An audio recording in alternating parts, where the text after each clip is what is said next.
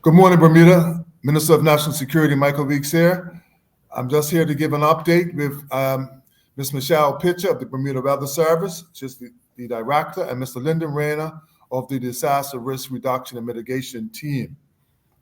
I hope everyone has come through this last few hours safely, and we are here to give an update just to reiterate that the storm is not over, and we still expect people to remain sheltered in place.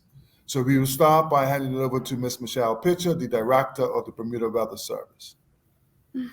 Thank you, Minister. Good morning, everybody. Yes, so we did have about 3 hours this morning of a lull in winds as the eye of Hurricane Ernesto passed directly over the island. So yes, we can say that Ernesto made landfall on Bermuda as a Category 1 hurricane.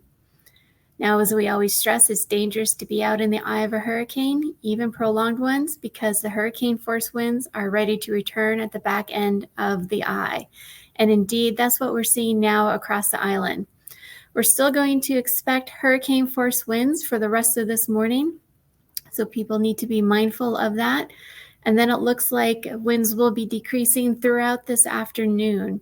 However, we're still going to have strong tropical storm force winds until closer to this evening. We also have a lot of showers that are continuing to occur through this morning, but those are also expected to diminish throughout the afternoon. So while the majority of Hurricane Ernesto has passed, it is still not over, and we're still experiencing hurricane force conditions right now. Thank you so much. And thank you, Michelle. We appreciate that update. And now I'd like to hand it over to Mr. Lyndon Raynor of the Disaster Risk Reduction and Mitigation team. Good morning, everyone. Good morning, Minister and Michelle.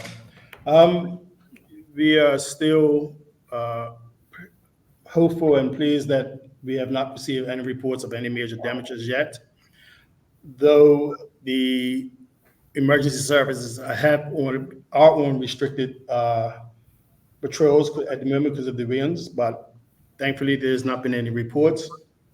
There we note that we are receiving pictures from persons who are out and about, and following on what Michelle just said, is that we ask that these people return back to their homes because these storm winds are dangerous. And again, we don't want to be putting our emergency officers and responders to at risk in trying to rescue people who have made a foolish decision to come out into this weather. As far as on the health side of things, at the shelter, there's 11 persons still there. So again, that indicates to us that most people have gotten shelter.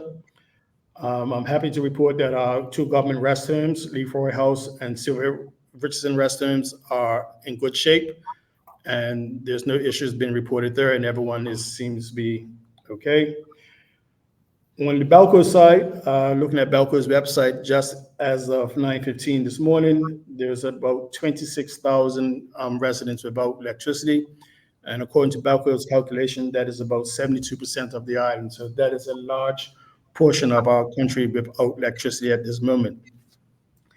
And just as with emergency services, Balco will not be sending out their crews until the winds have subsided below, I believe, 50 knots is the threshold before they can safely send out their personnel to start restoration. So again, we're asking the members of the public to be patient, and Balco will get out there, and Balco is very good at restoring us, so we just have to get faith and have patience with them. As far as the causeway still remains closed, and it will stay closed for today, and will not be inspected until probably sometime early Sunday morning at daylight, when the structural engineers can have a closer look at the causeway. And this will be contingent on sea state as well. So if it's still some rough weather in the Harrington Sound area, Castle Harbor area, then the structural engineers will be delayed in doing their inspection. So again, we ask people to be patient, because everything we do is for the safety of the country, and we are not going to rush things just so that people can move about. But otherwise than that, Minister, we are doing well over here. The troops over here are in good spirit, And I think they're just waiting to get back onto the road so we can restore Bermuda back to some normalcy. Thank you for that, Lyndon. And I would like to reiterate what you and Michelle has just told the country, that we are not out of the storm yet. We have had a few hours of lull being in the eye, and I will reiterate that we need the country, we need Bermudians, we need the residents to stay off the streets, to stay sheltered, so that we could weather this storm safely and hopefully with no major damage and or injury or loss of life. So thanks again to all that you guys are doing in the disaster risk and reduction team and in the EMO. I know you're there monitoring the situation. Hats off to what you're doing there. Hats off to you, Ms. Pitcher, what you guys are doing monitoring the BWS. And we urge the public to please stay off the road. Do not get lulled into thinking that the storm has passed. We have received reports even that people are out there swimming. It is actually ridiculous, because that puts not only yourself at risk, but it puts the emergency services at risk that may have to come and assist you in the case of difficulty.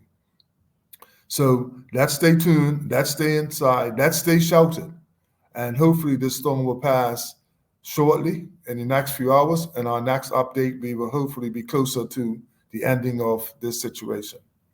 Thank you, Bermuda, and stay safe all.